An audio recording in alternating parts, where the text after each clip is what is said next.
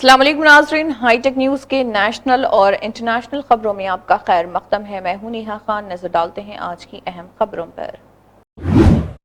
भारत की निजी खलाई company sky root का विक्रम-1 मुल्क का पहला निजी मदार में भेजा जाने वाला रॉकेट 18 जुलाई को लॉन्च किया जाएगा। लॉन्च से कबल मुतल्लिका हुकाम ने फ़िज़ाई और समंदरी हदूद के लिए ज़रूरी नोटिस जारी कर दिए, जिनके तहत विक्रम-1 की परवाज़ और मुतवक्के असर के रास्ते में मखसूस इलाकों को आर्जी तौर पर महदूद करार दिया गया ताकि लॉन्च महफूज तरीके से अंजाम दिया जा सके। विक्रम-1 अपने साथ मुतअद्दिद टेक्नोलॉजी डिमॉन्स्ट्रेशन पेलोड्स भी लेकर जाएगा, जिनमें ग्रह स्पेस कॉस्मो सर्वो और डी क्यूब्ड और स्काई रूट का अपना स्कोप शामिल है। इस मिशन में कॉस्मोस डायमंड का आर्ट वर्क, कॉस्मिक ब्लूम और एक माइक्रो आर्ट पीस भी खला में भेजा जाएगा। Milestone going to be achieved this week when Skyroot rocket is going to be launched from the Sriharikota, and it will be first of its own kind, which is developed after the space policy. First company who is going to come. They launched their suborbital flight in almost 3 years back, and now we are getting ready for the SA orbital flight. And this is going to give accelerate the whole space ecosystem by creating a space satellites, a boost to the space satellites business, also to the launch vehicles, and also a lot of application which will be created with the help of those small satellites. Today we are on the verge of launching our Vikram-1 rocket, an orbital class launch vehicle built and developed and built by Skyroot. It's standing on the launch pad now and ready to lift off soon. And we at Skyroot started this company around 8 years ago with an objective to build affordable, reliable and on-demand launch vehicles from India to the world. And India, as we know, is known for cost-effective space programs in the entire world. And that natural advantage of cost-effectiveness we want to utilize. And from private industry, we want to build an affordable space access solution that can cater to the needs of the satellite operators around the world. And this is our first launch attempt of our Vikram-1. And we Bharat की star badminton खिलाड़ी PV Sindhu ने Japan open में शानदार कारकर्दगी का मुजाहरा करते हुए आलमी नंबर 5 चीन की हान ये को शिकस्त देकर क्वार्टर फाइनल में जगह बना ली। सिंधु ने सख्त मुकाबले के बाद आलमी रैंकिंग में अपने से बेहतर हरीफ को शिकस्त देकर टूर्नामेंट में बड़ा अपसेट किया और अपनी बेहतरीन फॉर्म का मुजाहरा किया। इस फतेह के साथ पीवी सिंधु ने जापान ओपन के क्वार्टर फाइनल में रसाई हासिल कर ली, जहां उनसे मज़ीद उम्दा कारकर्दगी की तवक्को की जा रही। पीवी सिंधु की इस कामयाबी पर खेल के शायकीन ने खुशी का इजहार किया और उम्मीद जाहिर की कि वो टूर्नामेंट में मज़ीद कामयाबियां हासिल करेंगी। कर्नाटक में पुलिस ने मंशियात के खिलाफ बड़ी कार्रवाई करते हुए 5.196 किलोग्राम MDMA बरामद कर ली, जिसकी मालियत तकरीबन 5 करोड़ 20 लाख रुपए बताई जा रही। हुकाम के मुताबिक कार्रवाई के दौरान 2 मुबैना मंशियात फरोशों को गिरफ्तार किया गया, जबकि बरामदशुदा मंशियात को कब्जे में ले लिया गया। पुलिस का कहना है कि गिरफ्तार अफराद से पूछताछ जारी है ताकि मंशियात की सप्लाई चेन और इस नेटवर्क से जुड़े दीगर अफराद के बारे में मालूमात हासिल की जा सके। हुकाम ने बताया कि इस मामले में मज़ीद तहक़ीक़ात जारी है और मंशियात की स्मगलिंग के खिलाफ कार्रवाइयाँ आइंदा भी सख्ती से जारी रखी जाएंगी।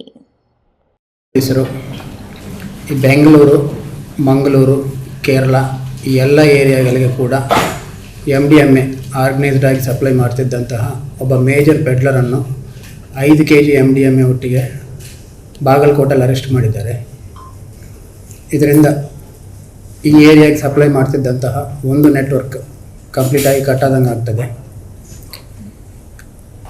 ಒಂದು 15 days ಬ್ಯಾಕ್ ನಮ್ಮಲ್ಲಿ ಸೂರತ್ಕಲ್ನಲ್ಲಿ ಲೋಕಲ್ ಪೆಡ್ಲರ್ ಒಬ್ಬರನ್ನು ಅನ್ನಪ್ಪ ಸ್ವಾಮಿ ಅಂತ ಪೆಡ್ಲರ್ ಅವ್ರನ್ನ ಅರೆಸ್ಟ್ ಮಾಡಲಾಗಿದೆ। ಅರೆಸ್ಟ್ ಮಾಡಿದಾಗ ಅವರಿಂದ ಒಂದು 15 ಗ್ರಾಮ್ MDMA ರಿಕವರಿ ಮಾಡಿದ್ದಾರೆ। ಸೊ ಇವರೆಲ್ಲರಿಗೂ ಕೂಡ ಯಾರು ಸಪ್ಲೈ ಮಾಡ್ತಿದ್ದಾರೆ ಅಂತ ಹೇಳಿ ಫಾಲೋ ಅಪ್ ಮಾಡಿಕೊಂಡು ಚೆಕ್ ಮಾಡಿದಾಗ ಅಲ್ಫಾದ್ ಅಂತ ಹೇಳಿ ಇವನು ಇಲ್ಲಿದ್ದಂಥ ಎಲ್ಲ ಲೋಕಲ್ ಪೆಡ್ಲರ್ಸ್ಗೆ ಕೂಡ ಡ್ರಗ್ ಸಪ್ಲೈ ಮಾಡ್ತಿದ್ದಾರೆ ಅಂತ ಗೊತ್ತಾಗಿ ಅವ್ರನ್ನ ಫಾಲೋ ಮಾಡಿಕೊಂಡು ಡೆಲ್ಲಿಯಿಂದ ಒಂದು 5 kg ಖರೀದಿ ಮಾಡಿಕೊಂಡು ಬರ್ತಾ ಇರುವಾಗ ಅವ್ರನ್ನ ಬಾಗಲಕೋಟೆಯಲ್ಲಿ ಅರೆಸ್ಟ್ ಮಾಡಲಾಗಿದೆ। ಸೊ ಇದೇ ಕೆಲಸವನ್ನು ಕಂಟಿನ್ಯೂ ಮಾಡ್ತಾ ಇದ್ದಾರೆ, ಇನ್ವೆಸ್ಟಿಗೇಷನ್ ಕೂಡ ನಡೀತಾ ಇದೆ। ಇವತ್ತು ಅವ್ರನ್ನ ಅರೆಸ್ಟ್ ಮಾಡಿ ಕೋರ್ಟಲ್ಲಿ ಪ್ರೊಡ್ಯೂಸ್ ಮಾಡಲಾಗುವುದು. कांग्रेस के जनरल सेक्रेटरी रणदीप सिंह सरजेवाला ने बताया कि कर्नाटक कांग्रेस के रहनुमाओं ने राहुल गांधी से मुलाकात की, जिसमें मुख्तलिफ सियासी और इंतजामी उमूर पर तबादला ख्याल किया गया। सरजेवाला के मुताबिक मुलाकात के दौरान बीजेपी हुकूमत की जानिब से जीएसटी के मामले में कर्नाटक के साथ मुबैना इम्तियाजी सलूक पर तफसीली गुफ्तगू हुई। उन्होंने कहा कि इजलास में रियासती काबीना में तोसी के मौजू पर भी तबादला ख्याल किया गया और तंजीमी व हुकूमती मामलात का जायज़ा लिया गया। As I had told you, my friends, during the day, that our leaders, that is our Chief Minister, Mr. D.K. Shivkumar, Mr. Siddharamaiah, former Chief Minister and member of the Congress Working Committee, as also our PCC President, Mr. Hari Prasad, they all met me in the morning. We had detailed deliberations. After that, they met Rahul Gandhi ji. And we had fixed, and I told you that we will again be meeting General Secretary Organization, Mr. K.C. Venugopal. We have again met him and held detailed deliberations. This is an ongoing process, and this is an ongoing discussion. This is an ongoing discussion on multiple issues. Number one, Chhatron Ki Goonj program that we are doing across the country, and we are also planning to do one in Bangalore. Date is not yet decided. Number two, Sanktan Srijan Abhiyan to be now held in Karnataka, for which we have appointed observers, and we are in the process of appointing observers of the Pradesh Congress Committee. Number three, the designed and systematic discrimination that is happening against Karnataka. Odisha के वजीर सेहत मुकेश महालिंग ने पूरी रथ यात्रा के दौरान पेश आने वाले अफसोसनाक वाक़यात की तफसीलात बताई। वजीर सेहत के मुताबिक रथ यात्रा के दौरान एक शख्स की दम घुटने से मौत हुई, जबकि एक दूसरे शख्स की मौत मुश्तबा तौर पर दिल का दौरा पड़ने के बायस हुई। उनका कहना है कि तिब्बी टीमें और इमरजेंसी खदमात पूरे मेले के दौरान अलर्ट रहीं और मुतासर अफराद को फौरी तिब्बी इमदाद फराहम करने की कोशिश की गई। हुकाम के मुताबिक दोनों अमवात के असबाब की मज़ीद जांच की जा रही, जबकि यात्रा के दौरान सेहत और हिफाजती इंतजाम को मज़ीद मौसर बनाने पर जोर दिया जा रहा। देखिए, पूरी रथ यात्रा में जो सफोकेशन के वजह से एक आदमी पर 6-7 आदमी आए थे, उसी के साथ से एक आदमी जो आए थे उसका हम लोग प्राइमरी ट्रीटमेंट करने के बाद थोड़ा पता चला, हमारा पूरा एकदम कोशिश रहा कि उनका डेथ हो गया। इसके लिए हम लोग इसको रखे हैं और आइडेंटिफिकेशन भी और पोस्टमार्टम के बाद ही पता चलेगा। और दूसरा केस जो आया था ये अभी तक अनआइडेंटिफाइड है कि ये पूरी में रथ यात्रा के लिए आया था या कुछ दूसरा काम पे आया था। तो उसका जो प्रिलिमिनरी डॉक्टर्स बता रहे हैं उनका कार्डियक अरेस्ट है बोल रहे हैं, तो उसको भी हम लोग रखे हैं और पोस्टमार्टम और आइडेंटिफिकेशन के बाद पता चलेगा कि क्या प्रॉब्लम था।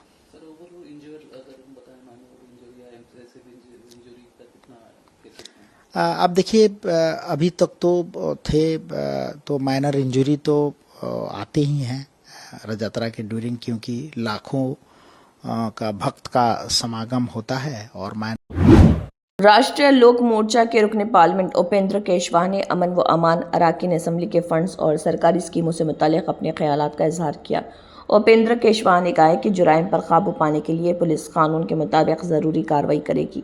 उन्होंने कहा है कि हुकूमत अराकीन असम्बली की जानिब से खर्च की गई अक़सात और फंड्स के इस्तेमाल के मुताबिक मज़ीद रकूम मुख्तस करेगी। सरकारी स्कीमों के हवाले से उन्होंने कहा है कि किसी स्कीम का नाम अहम नहीं, असल मकसद ये होना चाहिए कि इसका फ़ायदा आवाम तक पहुँचे और आम लोगों की ज़िंदगी में बेहतरी आए। हत्या हुई थी, आज पुलिस ने उसी वक्त का इनकाउंटर किया जिन्होंने आतंकी का इनकाउंटर किया है। एक पुलिस अपने हिसाब से काम करती है, करने दीजिए पुलिस को। जहां कहीं भी जरूरत है उसके हिसाब से अपराध को रोकने के लिए पुलिस कारगर कदम उठाती है, तो उठाने देना चाहिए। अच्छा, एक सवाल है सर, कैबिनेट से मंजूरी मिली है बिहार के अब गांव घर में भी अलग अलग तरीके के टैक्स देने होंगे, इसको लेकर विपक्ष के लोग कह रहे हैं खजाना खाली है, गरीब जनता से बस सुनने की तैयारी। देखिए, अब उसके बारे में डिटेल क्या प्रपोजल है इसकी जानकारी मुझको नहीं है।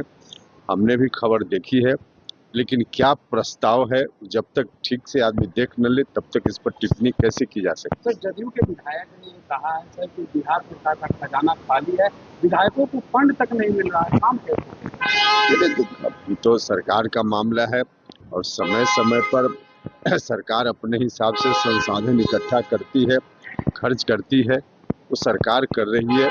जहाँ तक मेरी जानकारी है, माननीय विधायकों को फिलहाल उनका जो फंड है उसमें कुछ राशि दी गई है, खर्च होता है, फिर दूसरे किस्त की राशि आती है, तो खर्च तो हो ही रहा है।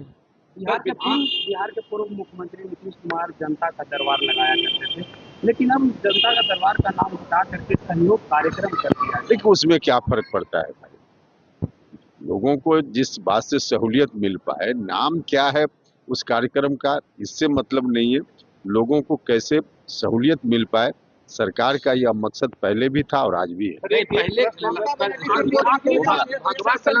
सतीश महाना ने कहा है सर कि राम मंदिर में जो चोरी।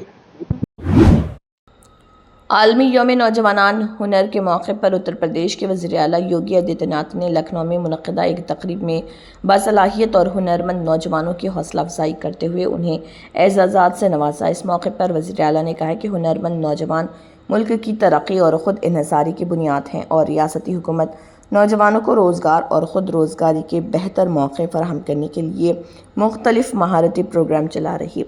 तकरीब में मुख्तलिफ़ शोबों में नुमाया कारकर्दगी दिखाने वाले नौजवानों को असनाद और एज़ाज़ात पेश किए गए, जबकि हुनरमंदी और पेशा वाराना तरबियत के फ़रोग़ पर भी जोर दिया गया। योगी आदित्यनाथ ने नौजवानों से अपील की है कि वो अपनी सलाहियतों को मज़ीद निखारें और मुल्क व रियासत की तरक्की में फ़ाल किरदार अदा करें। यूपी का नौजवान यूपी में काम पाए,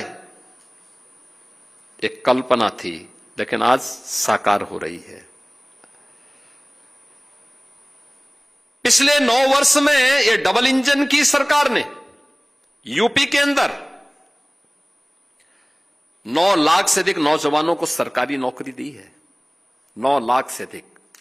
कोई नौजवान ये नहीं कह सकता, कोई नौजवान ये नहीं कह सकता कि उसको सिफारिश लगाने की आवश्यकता पड़ी। कोई नौजवान ये नहीं कह सकता कि पैसा देकर के उसका सिलेक्शन हुआ है, कोई सिफारिश से भी नहीं। हर नौजवान की मेरिट नौकरी। इन्हीं कोर्सेज के जो कोर्सेज हम लोग आईटॉट से किया है, मैंने इन्हीं कोर्सेज का अगर आप प्राइवेटली अगर आप करते हो तो 4 to 5 लाख एकेडमी में पे करने पड़ते हैं आपको, जो हम लोगों को फ्री ऑफ कॉस्ट करने को मिल रहे हैं। और क्योंकि बिकॉज ऑफ यहाँ पे जो मुझे कौशल सीखने को मिला IT OT से, तो उसकी वजह से मैंने इतना अच्छा अर्निंग कर रही हूँ आज के टाइम पे।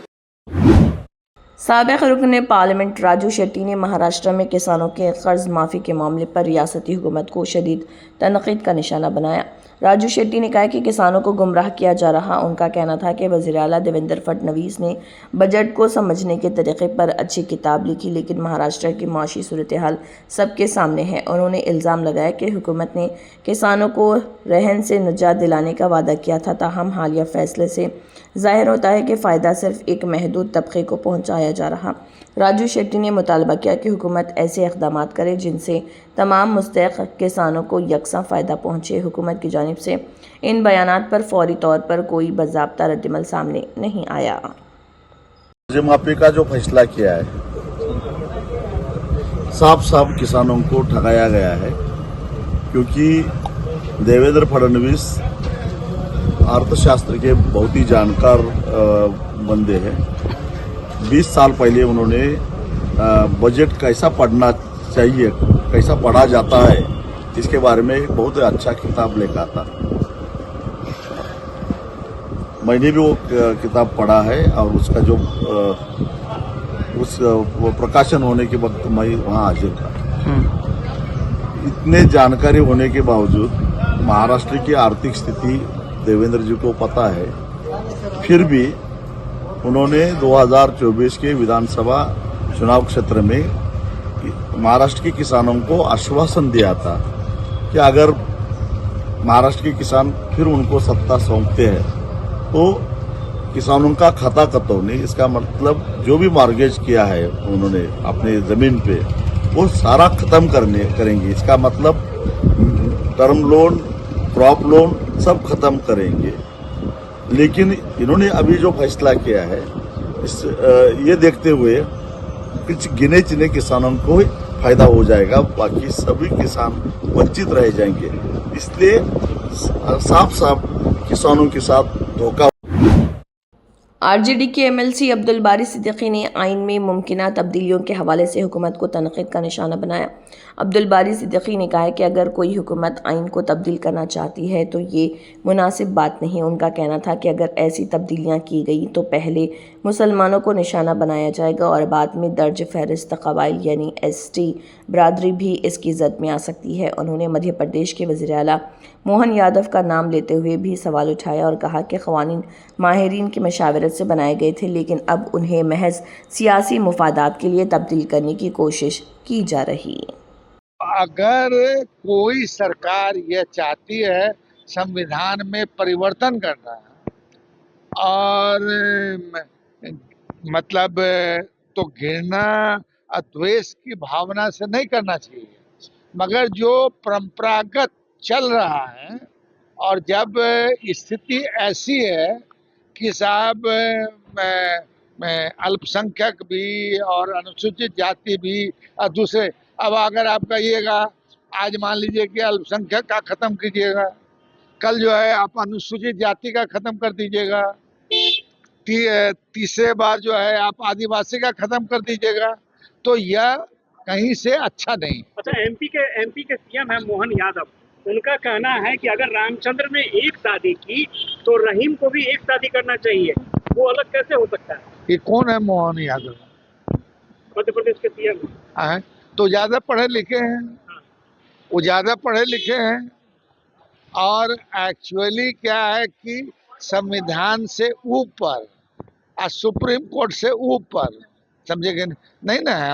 हम अगर कानून बनाएंगे कोई इस तरह का, जो हिंदुस्तान जो अपना देश है इसकी प्राकृतिक, भौगोलिक, ये धार्मिक, सामाजिक सारा चीज को देखकर जो है, जो कानूनविद लोग हैं हमारे पुरखे, उन्होंने बनाया है और उसको ये लागू इस वजह से करना चाहते हैं कि इनकी राजनीति घृणा का, द्वेष का, वैमनस्यता का है, तो उसको चलाना चाहते हैं। मगर घृणा, द्वेष, वैमनस्यता से राष्ट्र मजबूत नहीं होता है, समाज मजबूत नहीं होता है। व्हाइट हाउस की प्रेस सेक्रेटरी कैरोलिन लेविट ने कहा कि साबिक सदर डोनाल्ड ट्रंप नायब सदर जेडी वेंस के इसराइल से मुतल्लिक़ हालिया बयान से इत्तफ़ाक़ करते हैं। कैरोलिन लेविट ने सहाफ़ियों से बात करते हुए कहा कि जेडी वेंस ने एक पॉडकास्ट में इसराइल के हवाले से जो मौक़िफ़ पेश किया, इससे सदर ट्रंप भी मुत्तफ़िक़ होंगे। उन्होंने मज़ीद कहा कि ट्रंप इंतज़ामिया मशरक़ वसत में अमेरिका के इत्तेहादियों बिलख़ुसूस इसराइल की हिमायत को अपनी ख़ारिजा पॉलिसी का अहम हिस्सा समझती है। अलबत्ता व्हाइट हाउस की जानिब से जेडी वेंस के बयान की मज़ीद तफसीलात या इस पर इजाफ़ी तबसरा नहीं किया गया। देहरादून में कांग्रेस रहनुमा राहुल गांधी के प्रोग्राम के मुकाम पर पेश आए एक अफसोसनाक हादसे में कांग्रेस के एक कारकुन की जान चली गई। इतलात के मुताबिक प्रोग्राम की तैयारियों के दौरान एक लोहे का रॉड अचानक गिर गया, जिसकी जद में आकर कारकुन शदीद ज़ख्मी हो गया। इसे फौरी तौर पर अस्पताल मुंतकिल किया गया, ताहम डॉक्टरों ने उसे मुर्दा करार दिया। हादसे के बाद प्रोग्राम के मुकाम पर कुछ देर के लिए अफरा तफरी का माहौल पैदा हो गया, जबकि पुलिस और इंतज़ामिया ने मौके पर पहुंचकर सूरत हाल का जायज़ा लिया। वाक़े की तहक़ीक़ात शुरू कर दी गई है ताकि ये मालूम किया जा सके कि हिफाजती इंतज़ामात में कहाँ कोताही हुई। दुर्भाग्यपूर्ण है कि हमें ये सूचित करना पड़ रहा है कि हमारे एक वरिष्ठ कार्यकर्ता अमर मेहता एक अपघात के शिकार हुए, एक एक्सीडेंट के शिकार हुए और वो हमारे बीच नहीं रहे। जब ये एक्सीडेंट घटित हुआ तो उस समय सभी लोगों ने बड़ी तेज़ी के साथ उनको यहाँ अस्पताल में पहुँचाया। हम भी त्वरित सब वरिष्ठ नेता लोग सब यहाँ अस्पताल पहुँचे। डॉक्टरों ने बहुत कोशिश की, लेकिन दुर्भाग्यपूर्ण तरीके से ये कहना पड़ रहा है कि हम उन्हें नहीं बचा पाए। तो अब्दुल जी कैसा हुआ ये किस कारण से? अब ये पता ये चला है कि कोई लोहे का एक सामान उन पर गिरा और ये अचानक वाली बात है, एक्सीडेंट वाली बात है। एक लोहे का सामान सर पे गिरा और जो प्रत्यक्षदर्शी हैं वो बीजेपी के रुकने पार्लियामेंट सुधांशु त्रिवेदी ने इंडिया इत्तेहाद और कांग्रेस रहनुमा राहुल गांधी को निशाना बनाते हुए सख्त तनकीद की। सुधांशु त्रिवेदी ने दावा किया कि इंडिया इत्तेहाद में शामिल जमातों को एक दूसरे पर एतमाद नहीं। उन्होंने कहा कि कांग्रेस रहनुमा जयराम रमेश को पार्लियामेंट के इजलास से कबल राहुल गांधी की भारत वापसी पर उनका शुक्रिया अदा करना चाहिए। उन्होंने मजीद कहा कि अपनी नाकामियों का इल्ज़ाम दूसरों पर डालने के बजाय अपोजिशन को अपनी कारकर्दगी का जायजा लेना चाहिए। संसद का मानसून सत्र शुरू होने जा रहा है और उस समय कांग्रेस पार्टी की ओर से उनके वरिष्ठ नेता जयराम रमेश जी ने आकर सत्र के संदर्भ में अपने कुछ विचार व्यक्त किए हैं। मुझे लगता है कि संसद का सत्र शुरू होने से पहले ही जो कुछ इस तथाकथित इंडी गठबंधन के अंदर दिखाई पड़ा है उससे गमजदा होकर बेहतर होता कि जयराम रमेश जी सबसे पहले इस बात के लिए राहुल गांधी जी का शुक्रिया अदा करते कि विदेश में गायब होने के बाद कम से कम संसद सत्र से 4 दिन पहले तो वो भारत में प्रकट हो गए, तो मुझे लगता है कांग्रेसी नेताओं की जान में जान आई होगी। परंतु मैं उनसे यह कहना चाहता हूं कि सबसे बड़ा मुद्दा सत्र में क्या है। मैं विनम्रता और दृढ़ता से कांग्रेस पार्टी से पूछता हूं, क्या फ्लोर ऑफ द हाउस पे आप आरोप लगा रहे हैं कि इंडी गठबंधन के दलों में तोड़फोड़ हो रही है? मैं पूछ रहा हूं, इंडी गठबंधन का अस्तित्व है? राज्यसभा और लोकसभा में क्या आपने लोकसभा अध्यक्ष और राज्यसभा के सभापति को लिखित में दिया है कि अमुक अमुक दल इंडी गठबंधन के सदस्य हैं और इन सारे दलों ने मिलकर? केरला के वजीर के ए तुलसी ने कहा है कि दर्ज फहरिस्त ज़ातों एससी और दर्ज फहरिस्त कबाइल एसटी की फलाह व बहबूद से मुतल्लिक़ तमाम तरक्याती मनसूबे मुकर्ररा वक्त के अंदर मुकम्मल किए जाने चाहिए। उन्होंने जोर देते हुए कहा कि हुकूमत की जानिब से शुरू किए गए तरक्याती मनसूबों पर बर वक्त अमल दरामद से मुस्तहक़ तबक़ात को बराह रास्त फ़ायदा पहुँचेगा और उनकी समाजी व मुआशी तरक्की को मज़ीद फ़रोग़ मिलेगा। പൊതുവായ ചർച്ചകൾ കഴിഞ്ഞ് ഇടമലക്കുടിക്ക് വേണ്ടി മാത്രമായി പ്രത്യേകമായിട്ടൊരു അവലോകന യോഗവും നടന്നു.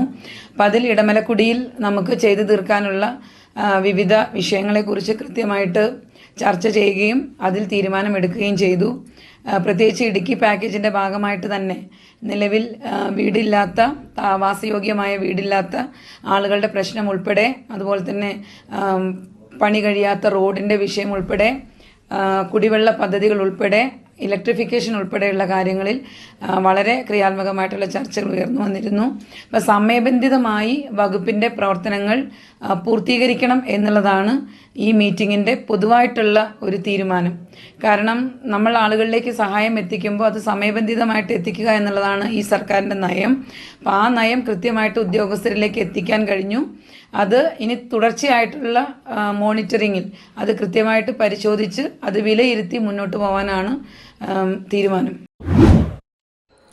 आसाम के गवर्नर लक्ष्मण प्रसाद आचार्य ने मनोहारी टी स्टेट का दौरा किया, जहां उन्होंने तलबा, साथिज़ा और चाय बागान के कारकुनों से मुलाकात की। दौरे के दौरान गवर्नर ने तलबा से तालीम, मुस्तक़बिल के मंसूबों और मुख्तलिफ तालीमी सरगर्मियों पर गुफ्तगू की, जबकि कारकुनों से उनकी फलाह व बहबूद, रोज़गार और काम के हालात के बारे में भी तबादला ख्याल किया। 7 years আগত গোল্ড টি আমি নিৰ্মাণ কৰিছিলোঁ অসমৰ চাহৰ পাতৰ পৰা। এই গোল্ড টি এটা ৱৰ্ল্ড ৰেকৰ্ড বনাইছে 5 বছৰলৈকে। আৰু এইটোৱে চাহ আমি প্ৰধানমন্ত্ৰী ডাঙৰীয়াক পঠাইছিলোঁ, যিটো চাহ তেখেতে ইণ্ডোনেছিয়াৰ প্ৰেছিডেণ্টক এই কেইদিন আগত দিলে। তো এইটো আমি সহযোগ পাই আছোঁ। আমি এনেকুৱা ৰিকুৱাৰমেণ্ট হ'লে বা নিজৰ ফালৰ পৰাও আমি এনেকুৱা VVIP কাৰণে ভাল চাহ বনাই গিফ্ট দি থাকিম। আৰু আমাৰ এইটো প্ৰচেছ থাকিব যে আমি যিমান আমাৰ কাষ্টমাৰ আছে, অসমৰ চাহৰ যি কাষ্টমাৰ আছে, চবক ভাল চাহ দিম। Thank you. आराम का चाय का लिए चाय का कैसा लगा? आराम से पीछे हो जाइए, पहले आराम से पीछे हो जाइए।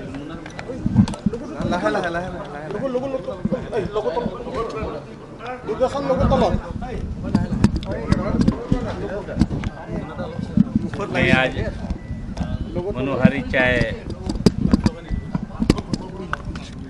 उद्योग में आकर के यहाँ का चाय का टेस्ट भी लिया, बच्चों से मिला, इस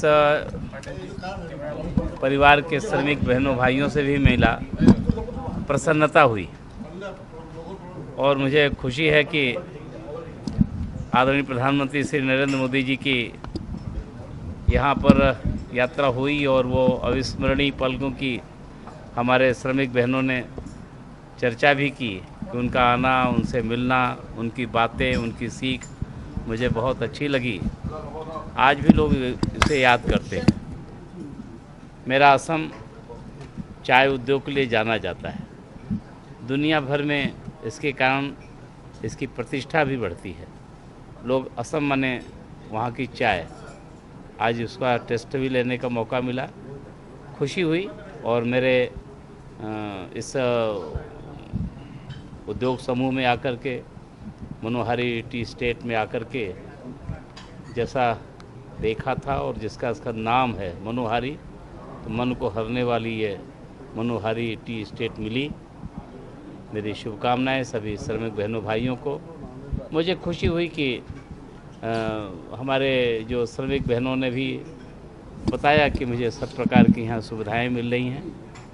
मेरी राज्य सरकार भी चाहे उद्योग से जुटे, चाहे उनके उद्यमी हों और चाहे इसके श्रमिक बहन भाई हों, इस परिवार से जुटे बच्चे हों, सभी का जीवन बेहतर हो, सभी को शिक्षा मिले, सबको चिकित्सा मिले, सभी को आगे बढ़ने का अवसर मिले और इनके माध्यम से एक आत्मनिर्भर असम से एक आत्मनिर्भर भारत का निर्माण हो। मुझे खुशी है कि उस दिशा में मेरा असम और हमारे ये टी उद्योग उसको बढ़ावा दे रहे हैं। नीट यूजी 2026 के नताइज का ऐलान, जिसमें पंजाब के शहर लुधियाना से ताल्लुक़ रखने वाले आर्यन गुप्ता ने ऑल इंडिया रैंक 1 हासिल करके मुल्क भर में पहली पोजीशन अपने नाम की। शानदार कामयाबी के बाद उनके घर में जश्न का माहौल और अहले खाना, रिश्तेदारों और दोस्तों की जानिब से मुबारकबादियों का सिलसिला जारी। पंजाब के लुधियाना के रिहायशी आर्यन गुप्ता ने नीट यूजी 2026 के इम्तिहान में ऑल इंडिया रैंक 1 हासिल करके एक नई मिसाल कायम कर दी। I secured all India rank 1 in DNET 2026. I'm scoring 715 marks out of 720. And my father is an anesthesiologist, Dr. Sachin Gupta. My mother is a gynecologist, Dr. Reenu Gupta. My big brother, who's 1 year older than me, is doing MBBS and secured all India rank 54 in NEET 2025. He's studying MBBS in MEMC Delhi. मेहनत तो करी, देखो मतलब जिसने इतनी रातों को नींद नहीं आती थी, बहुत मुझे लगता है मैंने जितना कर सकता उतना करा। पर हाँ, अभी तो बहुत सररियल लग रहा है, सब कुछ ऐसे सपना लग रहा है। पर हाँ, बहुत खुशी है, परिवार बहुत खुश है, टीचर्स बहुत खुश हैं। पर हाँ, मेहनत आखिर में जाते आते 17 घंटे अभी पढ़ा हूँ दिन में, तो अच्छा बहुत लग रहा है कि मेहनत फाइनली रंग आ गए। क्या बनना चाहते हो? डॉक्टर, ऑन्कोलॉजिस्ट बनना चाहता हूँ। क्यों? कैंसर के ही डॉक्टर के?